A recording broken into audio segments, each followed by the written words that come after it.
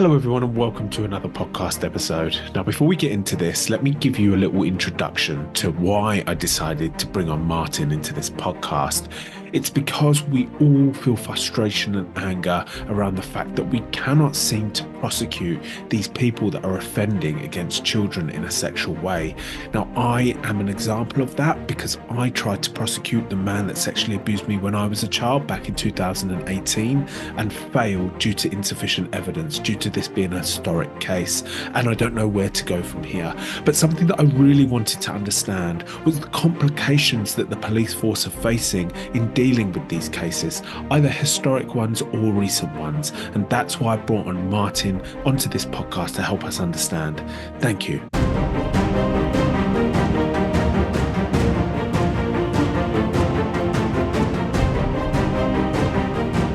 Hello, everyone, and welcome to another podcast episode. Now, I am very excited with the way this podcast is going. We are having exciting conversations, and if you listen to these episodes, you will know that I also react to videos and also give some of my thoughts on individual episodes, because I feel like there's a nice variety going on with all of these different episodes that we're trying to explore.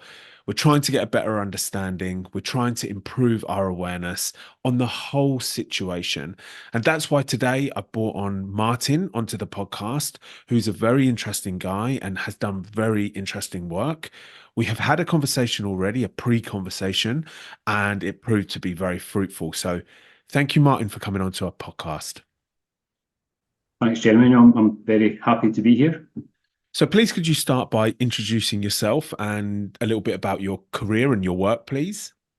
Yeah, good morning or hello everyone. I'm Martin McLean. I'm just a very recently retired senior detective from Police Scotland with 30 years experience in policing. I was a detective for much of that, with some senior roles in public protection, but particularly child protection work, both in terms of local policing in Scotland and managing some of our national teams.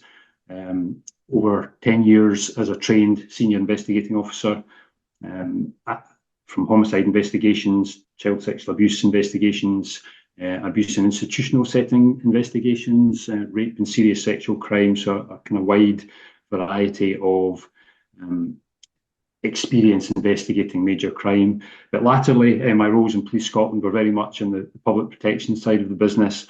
I was head of the National Child Abuse Investigation Unit for 3 years, and then latterly head of public protection for Police Scotland, managing a number of national investigative teams.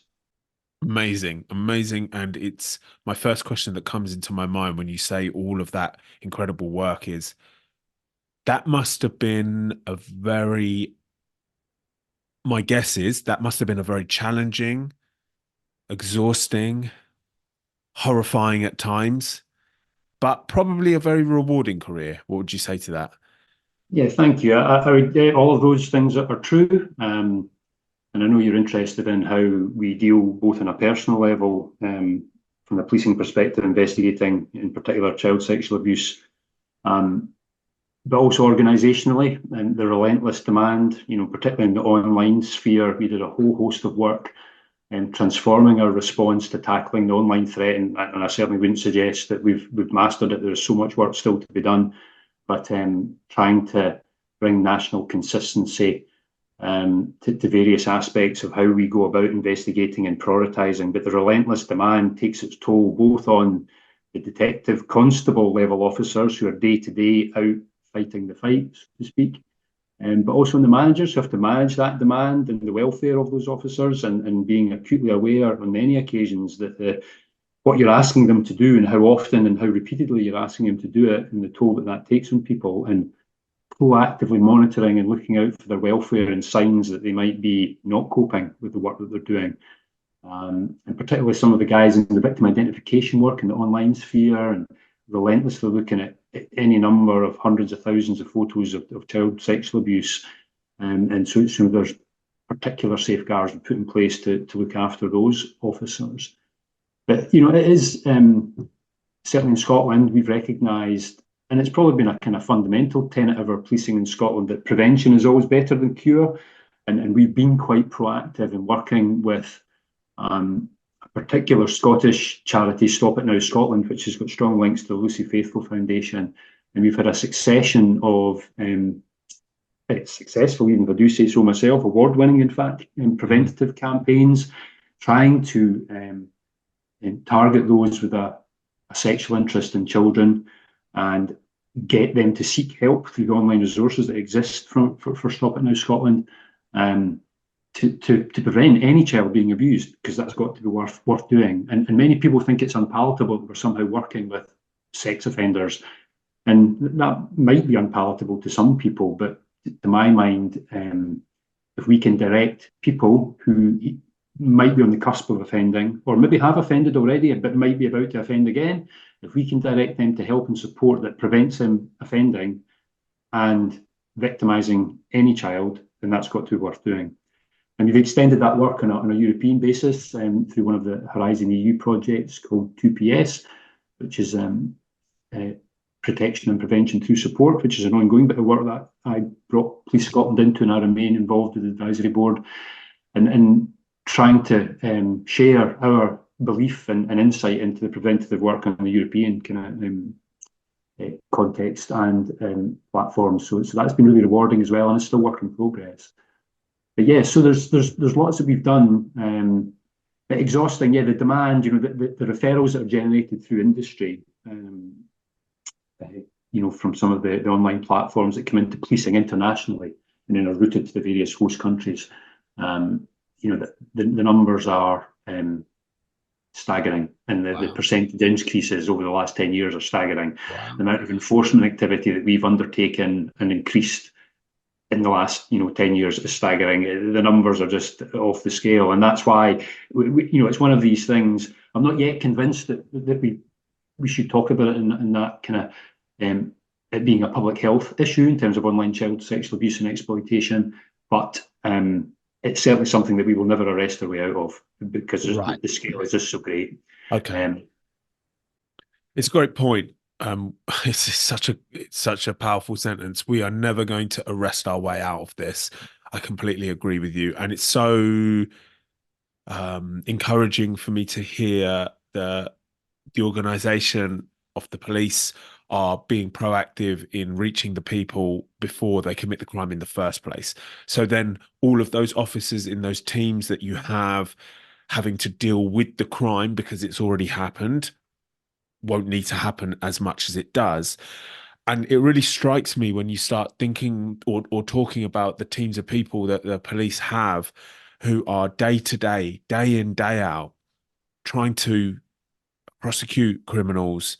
And to do that, they need to look at the evidence, watch these videos, watch these, view these images, and do whatever they need to, whatever process and procedure they need to do with them, and deal with these people firsthand. That must carry a level of trauma for them too. I know they're not the victim of the crime, but they kind of are by having to watch these videos and images. Could you just speak about the job and what it entails and the effects on somebody in that area? Yeah, I mean, so it varies markedly, as you might expect, in the volume and type of cases. And there are lots of cases that are sort of similar. And we might get a device, a computer or a phone, and there's X amount of images on that device that need to be triaged. Some will be on the system already. I say there's hierarchies of systems locally in Scotland, UK-wide, and then internationally as well, and what we call maybe known images. And there's less work needs to be done with them because they've been kind of viewed, examined, and graded. But the real, the more time-consuming and challenging work is in new imagery that might be first-generation images, i.e. taken by the person whose device we've seized it from, Okay. Or it just might not be known on the system. It might not have been taken by this or current suspect, if you like, but they've been sent it by somebody else who maybe took it, or it could have been sent on 2 or 3 or 4 times, of course. But there needs to be a whole host of work done with that image to identify the victim, because we may know who the victim is in that image, but we might not. We might have no idea who that victim is, and they might be anywhere in the world. Wow. And I'm talking about online child sexual abuse and exploitation here, and they can be anywhere in the world. So we need to do our utmost to identify that child, to then safeguard that child as much as we can, given that they are likely to already have been abused, but to stop any abuse that might be ongoing, continuing. And that child might be in Scotland, might be in England or Wales, but could be anywhere else in the world. And if they're anywhere else in the world, if we can identify that, then we need to tidy up some information and share information with the relevant law enforcement authorities abroad, to then allow them, because the suspect might also be abroad and they might then need to take on the investigation in a different country. But obviously we do our utmost to do what we can to identify our victims who might be in Scotland or in the UK. But and then you've got to document the nature of the abuse, which is obviously quite horrible, because that will then inform potentially the criminal charges that a person who the abuser might face. And of course, that does need to be done in quite graphic detail, and the videos, ironically, allow you to do that from a policing and a prosecutorial perspective in a way that sometimes victim testimony alone, if you're talking about abuse of a child who's telling you about it in a statement, obviously their description of what's happening to them is sometimes constrained by their age and development stage, etc., and their ability to understand and describe what's happened to them. But actually, when it's laid bare in a video or a picture, you can detail charges in a way that sometimes you can't when you've just got a victim testimony. Understood. And we had a recent case where the level of detail went into the indictment, which is the formal kind of document in Scots law that in serious criminal cases where the charges are laid, the level of detail and the number of charges were in the hundreds because of the volume and detail of videos that we had in this case. And so and I know you're interested, Jeremy, in other professionals and families and victims understanding the challenges that we face, and it's the volume at times and the scale, combined with the level of detail that's required to libel the most serious charges against people and individuals to ensure that they've got a fair trial and that all their rights are respected. The work that goes into preparing a case is incredible, and that case, I know there's that one particular case that I touched on that started as an online industry type referral from other law enforcement abroad, developed into the most horrific contact abuse by a man of his own children and wider family children and children of family friends. And the level of first generation material that we recovered in the volume, it was, 6 to 8 months work alone, and just triaging and working through all that work, with interviewing about 10 child victims in that case. And the prep jointly with social work that we do to interview the children. The holy grail is one interview, but sometimes the volume just means that that's impossible, or a level of trauma suffered by the children makes that, and we need to interview a child more than once. We try to interview them. I've always said it's the minimum amount of times necessary. There's a lot of talk about just one interview, that's a holy grail, but sometimes it's just unrealistic, particularly with younger children. Once you get to the kind of even the 2-hour mark in terms of the duration of an interview, children become tired and need a rest and a break. So sometimes it just inevitably takes more than one sitting to capture all that needs to be captured. In the meantime, you've got families and victims wanting justice to be achieved and served, and sometimes it's just unavoidable the length of time that it sometimes takes to prepare the highest tariff and highest level cases to the level to require to hopefully ensure a successful prosecution and justice for the victims as well. Because if we cut corners and do too quickly, it only goes, it inevitably goes badly, and then that then in turn compounds the trauma for the victims and their families. Okay, and that is such valuable information for us to understand, because as victims of crimes, we are like getting frustrated and angry that these things are taking X amount of time. And I think which is why one of the reasons why I'm so interested to speak with you, I think we don't have an awareness of what actually it takes to even just prepare a case. Like you're saying, looking at the evidence, interviewing those that were involved. If it's interviewing children, that brings a whole circle of complications compared to interviewing a child. You're trying to be as efficient. Of course, the police are trying to be as efficient and quick as possible. Like that's why they took on this job. but we're so angry on our side because we don't have the understanding of what it takes to go into just to even like investigate a device. I'm going to say, as you mentioned, if it's got 1,000 images, you need to find out where they're from, who shared them, where they came from, did this person take them, all of those things. So that's really good for us to understand, like the complications that go on behind the scenes. Because the investigation for my case took, I think it was 9 months or a year, and I believe that was actually pretty quick. And of course, we didn't get anywhere because there was no evidence. It wasn't a strong enough case.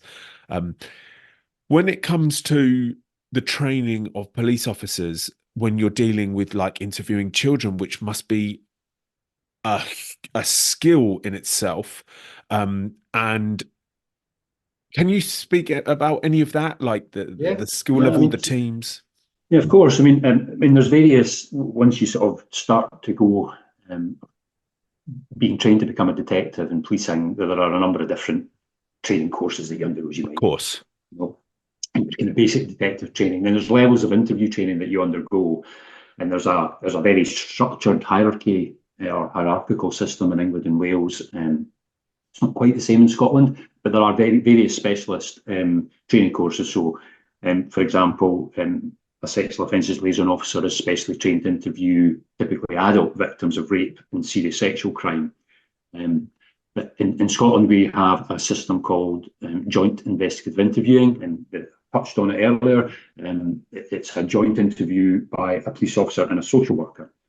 So there's a system where there's information shared between police, social work and health when there's a referral or a concern about a child who might be at risk of significant harm. Of course, that it's not just sexual, it can encompass physical or psychological or a health risk in Scotland. And so there's a meeting and an agreement about how the investigation is taken forward, an agreement as to how the child will be interviewed.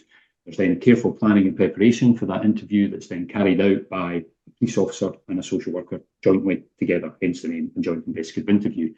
And the product of that interview can be used in a number of different contexts.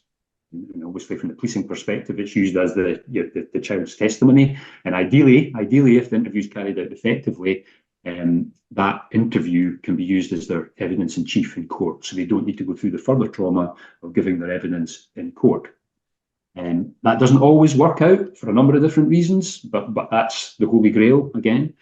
But the interview is often, I mean, it's used at a very early stage in the investigation. It can be used to inform any forensic medical examination of the child in terms of the doctors, because if they're describing the abuse, then the doctors can tailor the examination accordingly and potentially taking forensic samples. But it's also used by social work for the welfare side of looking after the children, moving forward in trauma recovery, etc. So there's lots of purposes behind the interview. And it's not just about gathering the evidence, albeit that's a very important part because it informs so many other aspects. But the training for that for police officers used to be, and so we've just undergone a bit of a revolution in Scotland with regard to this, and a significant kind of programme of strategic change in developing a new model of interviewing, which is called the Scottish Child Interview Model. So previously, just by way of context, officers used to undergo, it was a 2 week, well, it was either a 1 week or a 2 week training course. There was different ones around Scotland prior to the inception of Police Scotland back in 2013. But the new training, just to show you the level of investment and commitment to this work and the level of investment in the training of officers, is the best part of a 6-month training course. It's done in modules, but there's effectively 6 or 7 weeks worth of training, as I say, compartmentalised into modules. But module 3, which is the really intensive practical interview training, is 3 weeks alone. So it's either 3 or 1.5 times longer than the previous course in its entirety. And there's a massive focus on child development and trauma-informed training. So it's been difficult in the context because we were literally just about to push the button and go live with the training in late 2019, early 2020 when COVID broke.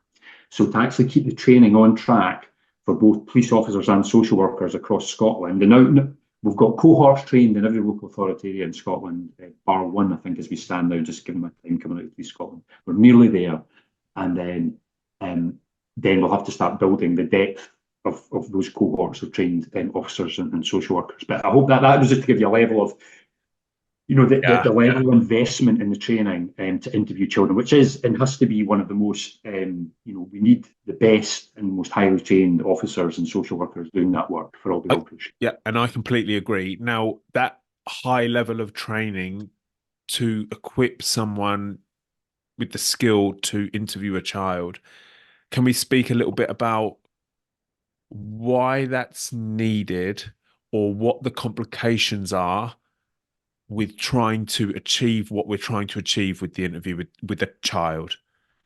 Yeah, I suppose a lot of it comes back to the vagaries in many ways of, in Scotland certainly, our adversarial legal system. So basically, the defence lawyers can pick apart everything, Right. and if that anything that then undermines that testimony of the child, now whether it's the technical aspects of the video, if the cameras are not placed correctly, the audio's poor, it's real boring technical details like that. They can. Who else is in the room? Has there been somebody in the room that, because the camera's not showing the whole room somehow, or there's not multiple cameras capturing the whole room? Is there somebody there that shouldn't be? So there's the technical side that needs to be tip top, so that it doesn't, the evidence doesn't get struck out on a technical level. And then there's the other aspects of the skill in interviewing, in terms of not asking leading questions, asking the correct questions, allowing the witness to talk, and asking open-ended questions, and at a time and place for funneling and asking more direct questions.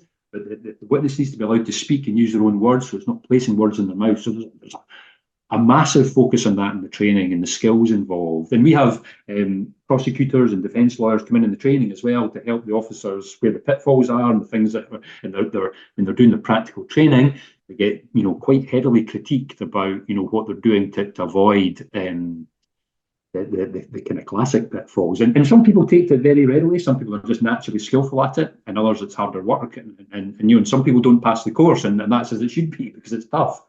So I suppose there's all that, and then sometimes you have to train officers to overcome their inevitable at times inhibition when a witness is becoming upset or is describing something, and it's very careful. It's very what's the right word?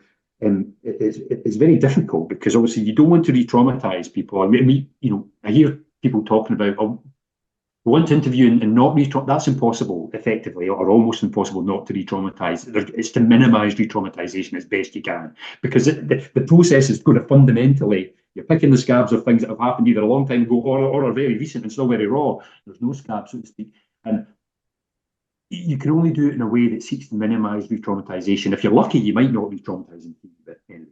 Understood. But the officers need to, at times, ask really difficult, detailed questions about, the most horrific thing that's happened to somebody, and when it's sexual, in a context that people are even in normal conversation reticent to discuss with, effectively what's a complete stranger opposite the table from you, and it's so. I've been in like training environments where it's like, right, come to the person to your left, who might be a complete stranger or a colleague, and describe your last sexual encounter and get to them, and of course, instinctively you're like horrified at the notion of them to do that. Yeah. Yet that's what we are training police officers and social workers to do, often with a child. Wow. Being heavily traumatized by something that's happened, and asking them to share the intimate details. And that's before you get anywhere near going into the territory of them psychologically betraying actually the abuser, a parent or a relative that they actually love as well, and the conflict that brings. So there's a whole host of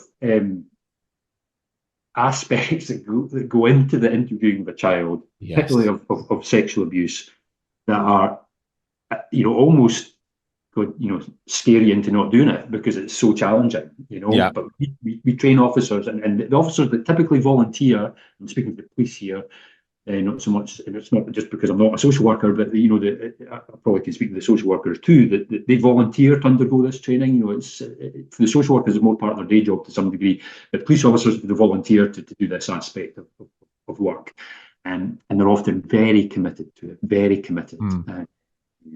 Okay, so do with the child abuse investigation teams, are police officers told that they're going to do a secondment in that team, or do you have to throw it out there and it has to be voluntary?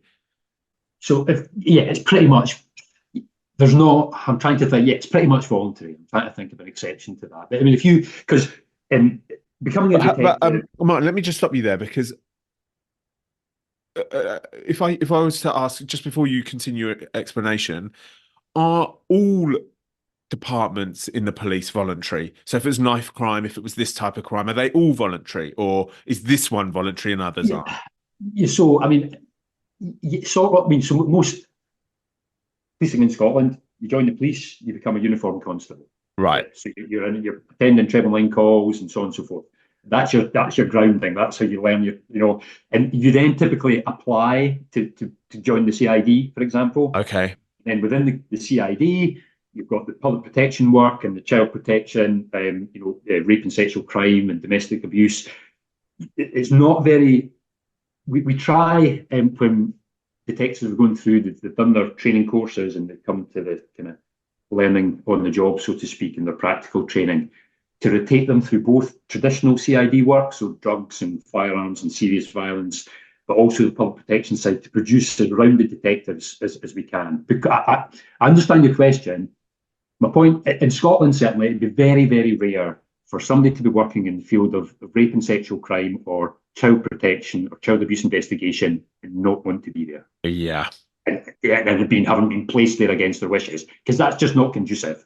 And in the reverse is the case, that when somebody says, look, I think I've had enough, I can't do this anymore, there is no point having them in that environment, because the damage that can be done with a victim is just irretrievable. So, most managers, as soon as somebody says, I think I need a change, it's not for me anymore, it's not for me just because of whatever, or I've had enough of it, Yeah. we'll rotate them out and get them into some other work. Yes. And maybe it was like, this is too much. I've been doing this for a few years and it's Yeah. too much.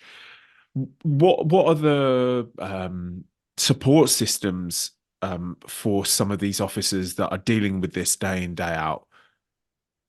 Yeah, so it varies from the kind of daily, informal, and a good, like, your team of detective constables, your good detective sergeant, there'll be a level of informal, sometimes instinctive kind of managing of people's, how they're coping or bearing up, just checking in with them, making sure they're okay. There's the inevitable black humour that develops in kind of all sorts of, in policing departments and other, emergency services dealing with difficult work. But there are formal structures in place to monitor people's welfare. Yes. And over the years, we've had kind of, it's sort of, on the one hand, there are certain roles, and universally, child protection work is not mandatory to undergo like a 6-month kind of assessment to make sure you're all okay. There's different schools of thought about that, and it's quite tricky, because on the one hand, you say, well, if it's mandatory or compulsory, and people say, well, I'm fine, why you sit me down in front of somebody that I don't really want to be here, I don't feel the need to be here. But you can argue then, but for the greater good, it's worth starting the conversation. If it doesn't go anywhere, fair enough, but it might cause somebody to open up in a way that they weren't expecting, and that's healthy. Or people can volunteer, and if they're feeling the need, the work's getting on top of them, they can. There's various support mechanisms through our HR function and contracted services that can be put in place to support that person. And it might be that they undergo a number of sessions and then they're fine, or it might be that they're not fine and they need to move on from that type of work. Because I've often thought in my head, because I used to be an engineer before I did this, right? So when I used to clock off at the end of my shift, I just go home. I never actually used to forget about work because I'm pretty obsessed with work in general. It just seems to be the way that I'm operating. But largely you can just put it to the side. I was designing cars and aircraft, and that didn't need to be thought about into my evening. But I can only imagine, if it's been an intense day for one of these police officers, they've had to view videos or they've lost a case. And they had to go and tell the victim that there's nothing we can do. We're so sorry. All of those types of things. When you clock off at 5 p.m. or whenever your shift finishes, it's not something you can just push to the side. And that's why I was very interested in what kind of support services the organization has for these people. Can we speak a little bit about, we spoke about the complications with interviewing children and gathering evidence in that way. Can we talk a little bit on your experience or your knowledge with the complications that come with an adult disclosing or reporting historic abuse that happened decades ago? It must bring a whole heap of complications. Yeah, no, it absolutely does. Just as soon as you said that, I was reflecting on, I mean, one of my earliest historical investigations when I was still quite, well, it seems a long time ago now, there was a detective sergeant, but it was from 1974, and this was, and the adult survivor stayed actually way up in the north of Scotland, and I travelled a long distance to go and interview her. But the investigation was done. I was working in Livingston at the time, which is sort of fairly west of Edinburgh, but east of Glasgow in the central belt of Scotland. And it was something that had happened in a small village called Kirknewton, also in West Lothian. But the research that you start doing to piece together collateral events round about what the victim was describing, to start building up a time, but because even you're starting to want to know what was the weather, was it a heat wave at the time? Just there were lots of stupid little, or what you might think are stupid or inconsequential details to build up a picture that just starts to help build credibility into the victim's statement and context that you can work from, and you don't know where your little leads are going to flow to, and ultimately to try and identify this also quite young perpetrator who we did, and the sense of satisfaction actually when you track somebody down from something that's been disclosed, and that was, I remember now when that was, we say 2010, and dating back to 1974, and then the knock at the door, to go and arrest that person and bring them in for questioning is quite something, actually. Wow. And so then in 1974, and it's funny when we talked about the work with the online child sexual abuse images, just to touch back on that. I know a lot of the work is done on the graphic detail of the abuse. Actually, sometimes a lot of the work is on, there might be a street sign in the background of a photograph, or a car registration number in the background of a photograph, or a school tie, or a badge and a jumper to try and identify. And so it strays then into more traditional detective work, if you like, albeit still needs a bit of creativity. And I've seen some amazing work done from wider investigations from CCTV footage, but also from online child sex abuse imagery in terms of the kind of detail that you're looking for in an image to help build a case. And that also might be the pattern on a duvet cover to place it in a house when we go through and search the house to find that duvet cover in the house. Wow. To help, build credibility into the case that this perpetrator is the perpetrator in this image, because often in those images you see very little of the perpetrator. Right. And then there's other, and that's before you even get into the territory of looking at, veins on the back of hands or forearms that you can help use that to identify somebody. So going back to your adult survivors, if you go back to a case of 1974, you've got no online footprint, there's no CCTV work you're going to get, so there's not so much in the way of imagery, but you're trying to build up a story around about, where the person was at the time and what was happening in the world at that time, locally, and so it's again the painstaking work that detective officers do is incredible at times, and how they get a little break, that takes them in a really positive direction. And of course, unfortunately, so much of that work, because of the laws of evidence in Scotland in particular, revolves around the sad fact that many abusers will have abused somebody else in trying to identify another victim. And that's gold dust, because in terms of evidentially, you're then into mutual corroboration laws of evidence in Scotland that allow, you just got one victim, no forensics, no other identification, you're really struggling. As soon as you've got two victims, that helps to start to build a strong case. And it's a sad fact of many public protection investigations, the domestic abuse context, rape and sexual crime, child protection, that you're looking for other victims, and it's a horrible. It's like how many times I've had conversations with investigators about it's that it's good and bad. It's just the worst thing. You're finding another victim, but it helps both victims potentially get some. If the criminal justice outcome might help with closure, then that's going to help you go down that road. And not just closure, is it? It's to protect the public from that person. Of course, moving into the future. I mean, as a career detective, but I've got some belief in justice being served and being seen to be done, and no matter how long it takes, and I believe in that, and I know that the criminal justice outcome is not necessarily always a strong focus for victims, but it often is. And it's often why, when it goes badly or wrongly, and there's critique of the police or the courts, the prosecutor,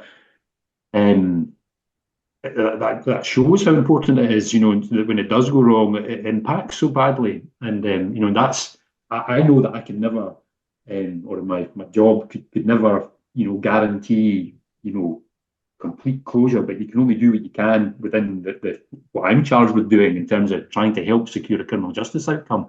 And if we cannot achieve a day in court, it's to conduct as thorough and professional investigation as possible that treats the victim with respect and dignity, so that they don't feel, let down by the process of engaging with the police, Yes. even if we can't ultimately maybe charge somebody or get a case into court. So, that's just as important, because there are many cases that we won't get to court. And Right. So Martin, what's the procedure? What's the kind of like uh,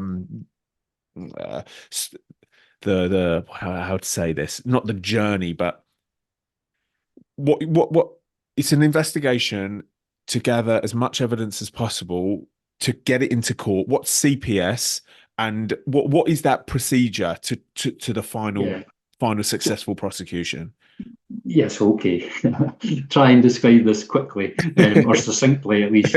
So in Scotland, the equivalent of the CPS in Scotland is the Crown Office and Procurator Fiscal Service. So COPFS, Crown Office, Procurator Fiscal, the prosecutors. And again, there's various departments in that. I'll not go into that, but basically, there's two main different ways. Something might happen today, and a child or an adult discloses that they've been abused, whatever it might be.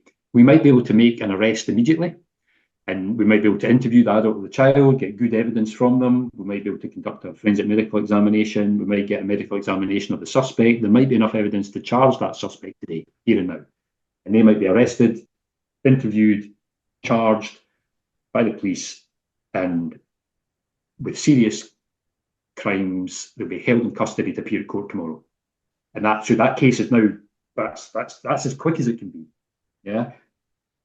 But that investigation, bearing in mind, you might have been enough to charge them with one or two charges, and that might be all there is. But equally, there might be a whole host of work still to be done, And so those one or two charges might just be the tip of the iceberg. And there might be devices that we've talked about. There might be other victims that even the principal victim might have alluded to, or that we don't know about, that they come forward because they hear the person's been arrested.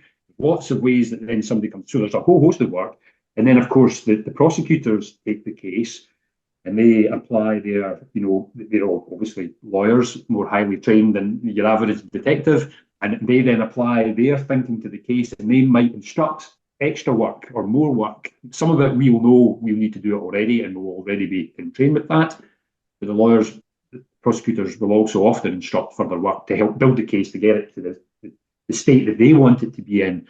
And with serious cases in Scotland, there are certain timescales that are now in train for that case to come to court, particularly if somebody's held on remand in custody. And of course, when the accused in that case I'm describing, if you like, appears in court, they can be bailed, they might be remanded in custody, and then the timescales are truncated then. And the shortest timescales are cases with child victims in Scots law. They're very tight timescales for the prosecutors to bring them to court for all the obvious reasons. An alternative way that a case might happen is that Martin McLean or Jeremy Ndika comes forward, makes a complaint, and that's all we've got. We take your statement and we interview you and take your statement, and then we start to investigate. We maybe you might not even know who your abuser is, or you might, you know what I mean. Anyway, we need to then to work to identify who the abuser is, and then to try and gather as much evidence. The more historical it is, the less likely there are forensic opportunities, the less likely there are CCTV opportunities, the less likely there are financial, banking, all sorts of things start to evaporate through the passage of time. But you then work to build a case. Now that might take a month, 2 months, might take a year. Before you've got enough evidence, or you might bring a suspect in early, but you're not going to have enough evidence to charge them unless they make some admissions. So you can interview them. If they make no admissions and go no comment, then you might release them and then continue to try and investigate and build your case. It might be that you get to a point after a year, you've not got enough evidence to charge a person, and your case just sits on file. And then back to that, another victim comes up 6 months down the line, and that's the horrible bit.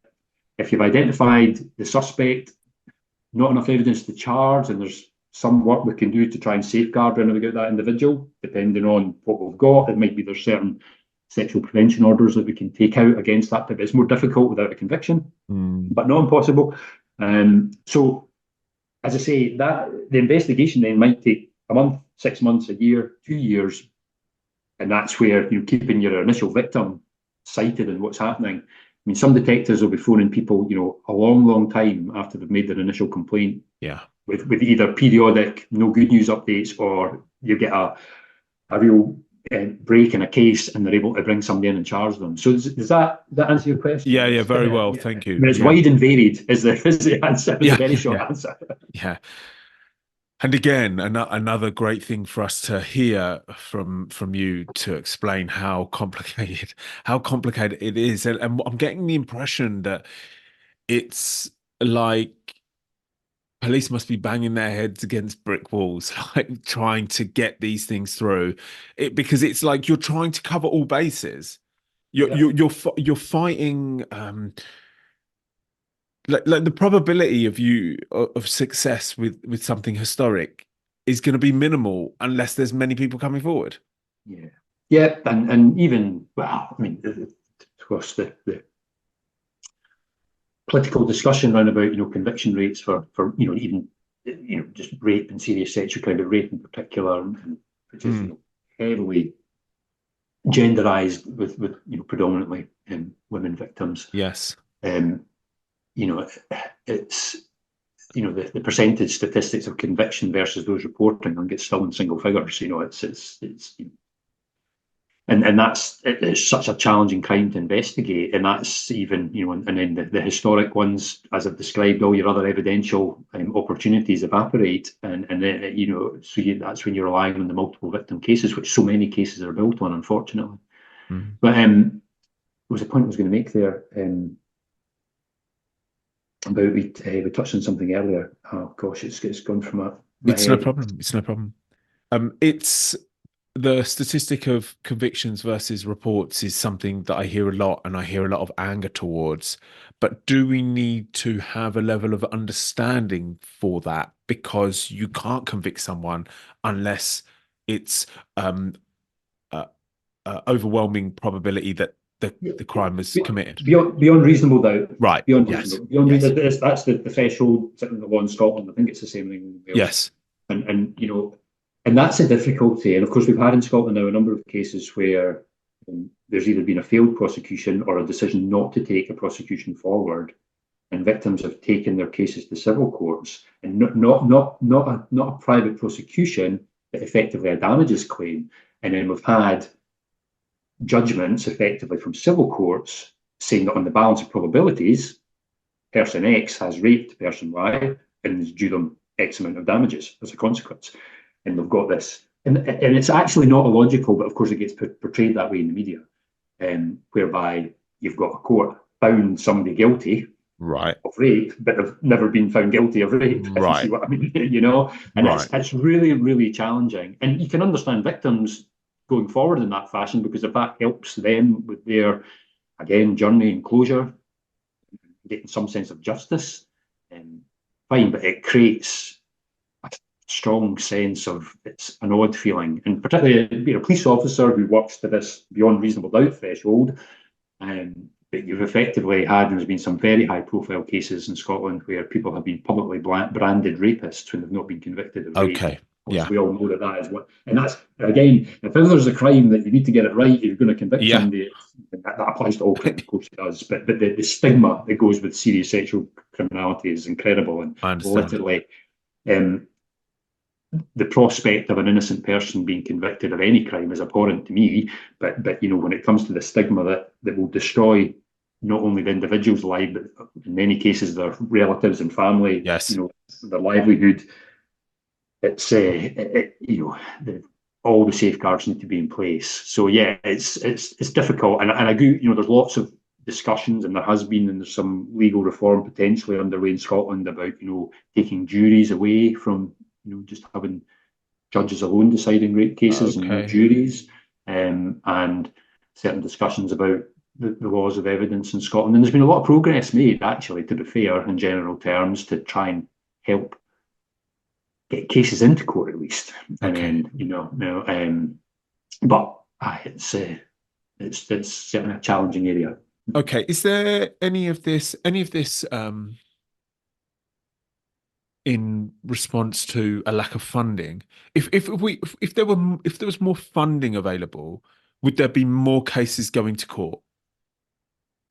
Yeah, so that would remind me of what we're talking. You talked about Okay, banging yeah, up the brilliant. heads, and so it's a combination of that. So I suppose it's that organisational demand we talked about previously. There's the impact on individual officers and teams and managers, and then there's the impact on an organisation trying to absorb and cope with a relentless increase in demand. And why, on the one hand, I've said that I don't think we can arrest our way out of this. The NCA's last assessment was that there was, circa 800,000 people in the UK posing some form of risk that, in terms of online child sexual abuse and exploitation. That number, they changed how they calculated that, and it sort of leapt up quite significantly. But the NCA has been very effective at portraying the threat, the online threat. So, yeah, I mean, you can argue on the one hand, of course, more money is always helpful, whether it's given over time to your existing teams, because, I think I said to you before that one of the real challenges that I've managed and faced myself is just the relentless demand and having to take teams and officers off case X to put them on case Y, just park that one for a minute, because this one's all of a sudden of a greater priority for whatever the reason might be. And it can be a whole host of different things, knowing that they're going to have to go back to case X, at some point. And managing that with the victim and family expectation in the background, and that whole delay that we've been talking about. So more money, more officers, but it's like everything. The percentage increases that I've described, and we had quite a significant sort of. We didn't like to use the word backlog. It was our working enforcement gap that we had this amount of cases that were good to go with, but just with a queue, and that's not ideal. You want that to be zero, and there were significant numbers at one point, but we worked really hard at getting that down and being quite effective at that. But that's exhausting. So more money, of course.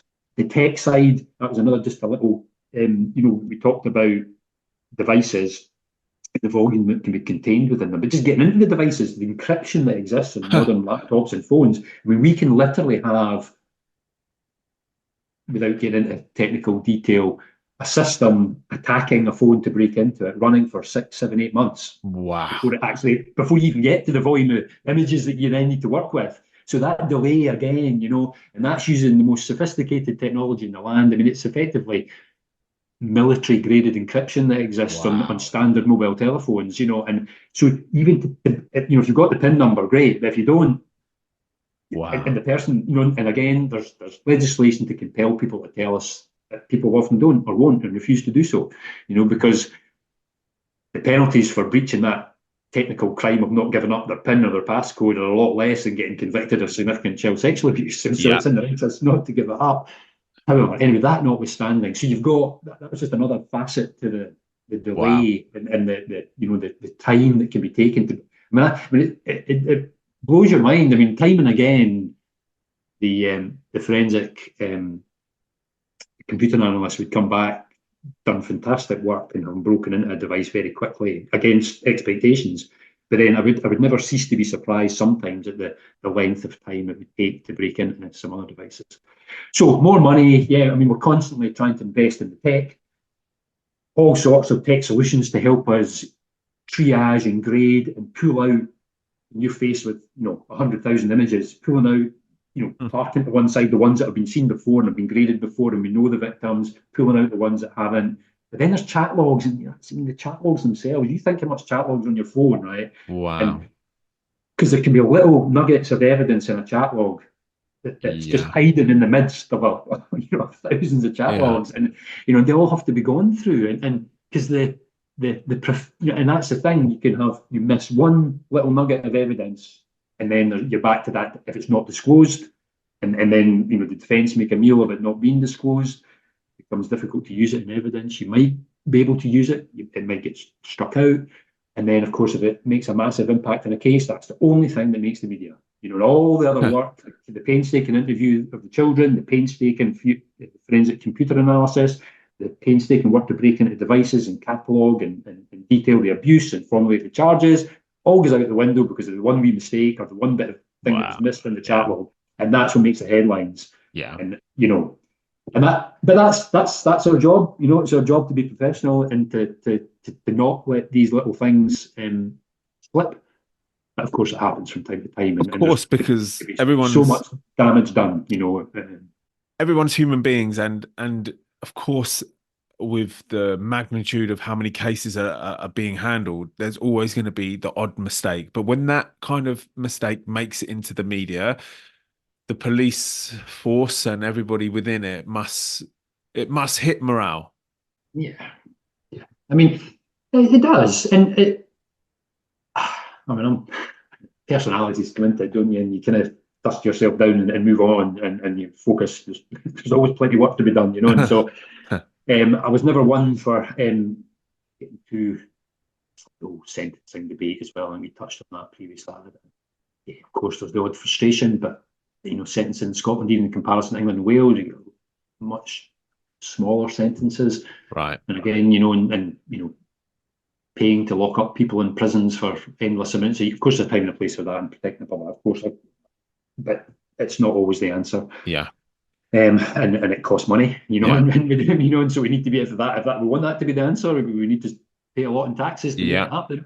And what comes out, given that we can't lock up everybody forever, what comes out the other end of the system, and are they any more or less likely to abuse a child if that's what they went in for in the first place than when they went in? And if they're not, or they are just as likely, then really is that okay? We've had some protection for that period they're in prison. But anyway, so I digress slightly there. But yeah, the of course, I mean, don't get me wrong. I mean, I've seen, the odd case where almost individual officers are named, and there's been the massive Emma Caldwell murder trial in Scotland, where the initial failures around about that investigation, and there's been specific police officers named in much of the public discourse about it, and the current, the last successful conviction of Ian Packer, it's very uncomfortable when you start getting individual officers' name. It's one thing as an organisation, but individual officers, that's to justify naming officers in a negative way. It has to be really, really serious and well justified, because it just impacts. I mean, that's that expands across different professional regimes as well. We've had that whole thing in England and Wales with inspections and head teachers, in one particular taking their own life, I believe. That has massive impact on people. And is that a fair price that is exacted on those professionals for, anyway, yes. So there's an impact in the main. Yes, it'll, particularly amongst teams, it'll last for a few days or a week, and then there's too much work to be getting on with to dwell. Yeah. So Martin, now you say that you are retired. Are you completely retired now? Well, yes, from Police Scotland now, but I'm obviously I'm on the advisory board for the Horizon EU 2PS project, given that was what I was involved when I was working. I've just taken on a role as an independent chair of an adult protection committee, which is just a kind of part-time role in Edinburgh, the capital in Scotland, and I'm speaking with people in the Horizon EU world, and keen to be involved in some work moving forward there, particularly with the child protection side and online child sexual abuse and exploitation. Who've got a lot of insight into our work in Police Scotland in that arena, and hopefully I've still got something to offer there. So not quite completely retired yet. I think that's great. Do you have any words for any young aspiring police officers? Just always be professional, and commitment, and retain your integrity at all times. Do the right thing, and treat others as you want you and your family to be treated. But yeah, if you can strive to and remain professional, everything else will fall into place. Amazing. I love that so much. Thank you. Martin, just to finish up, is there any, on everything that we chatted about, is there any resource that we could direct anybody to? Is there anything that we need to say with regards to any websites or anything like that? Yeah, well, I suppose the prevention side, the Stop It Now, their Get Help websites are useful material for people to know exist. Particularly, again, it's not just about potential abusers. Obviously, that's a massive part. Excuse me. But it's also about family and friends and loved ones who might have worries or concerns, and they can, there's advice for them, and they can, and then that might allow them to help the person that really needs the help to get the help they need. Yeah. And so there's all of that. I mean, there's the National Guidance for Child Protection in Scotland, which it's a hefty thing, 400 pages, but there's a lot of information in there about the processes that exist in Scotland, if people are interested in that. Yeah. I'm trying to think that's not, it's not an easy, no, it's not that it's not an easy read, to be fair, but it's, there's a lot in there. There's nothing else off the top of my head, Jeremy. Sorry, if you'd asked me in advance, I might have been better prepared to answer that question. I mean, in terms of open source for Police Scotland, there's not, our website's never as good as we would want it to be, or I always felt. But yeah, I mean, I think probably the most constructive thing is to continue to promote the awareness of the Stop It Now and get help materials, to be fair. And I'm in contact with them as well, and had them on this podcast before, and I promote a lot of their work. And don't worry about it, Martin. I know it was a question I hadn't thought of asking you either. So after this call, we will get the links put in the description of those websites that you mentioned, including Lucy Faithful Foundation too. So Martin, a big thank you for coming onto the podcast and helping us just understand what's going on behind the scenes, and to answer some of the natural frustrations and anger that we have with failed prosecutions, and just letting us know why that's happening is very, very valuable for us. So a big thank you to you, Martin. No, thanks, Jeremy. It's been a pleasure. And yeah, if anything I've said is of help to anybody, then that's great. And I was delighted to meet you in general terms. It was good to talk again. Brilliant. And for everybody that's listening on your podcast app or watching along on YouTube, thank you very much for joining us, and we'll see you again for another episode. Okay, so I feel like now, after listening to that conversation, we can start to understand the complications that the police force are facing when dealing with these cases. I feel like we're very quick to throw anger at them, saying that they don't know how to do a good job, when actually there's so many things going on in the background, so many things that they have to do to even get close to getting a case to court, let alone securing a prosecution. So shout out to all the police women and men that are working hard at their job and actually doing something that we couldn't even imagine facing every day. I hope you learned something from this conversation. I certainly did. Please pass it around your friends and colleagues, and let's keep this situation moving. Thank you.